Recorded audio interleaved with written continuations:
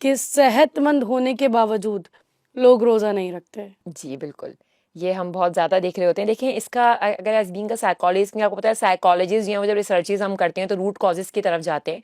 तो कुछ रिसर्चेज़ से ये बात सामने भी आई है कि अमूमन जो लोग इस तरह से करते हैं, जो कि सेहतमंद होने के बावजूद भी रोज़ा नहीं रखते, समटाइम्स पेरेंटिंग में कहीं न कहीं ऐसा हुआ होता है कि बचपन में जब वो रोज़ा रखते थे, तो उनके जो पेरेंट्स होते हैं, जो गार्जियंस होते हैं, समटाइम वो मोहब्बत में कि तुमसे नहीं रखा जा रहा, चलो तुम अभी खोल लो, हम नहीं घर बाकी घरवालों को नहीं बताएँगे।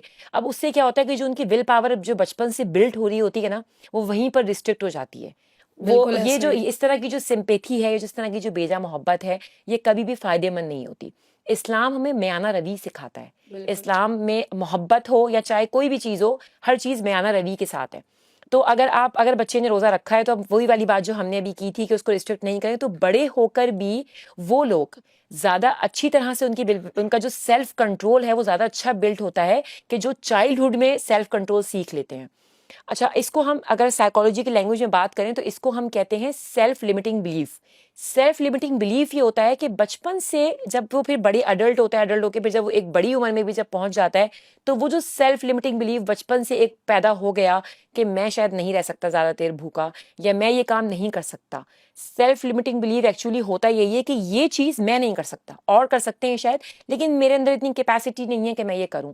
तो वो लोग जो सेहतमंद होने के बावजूद लेम एक्सक्यूजेस देकर रोजा नहीं रखते, वो लिमिटिंग बिलीव्स बना लेते हैं।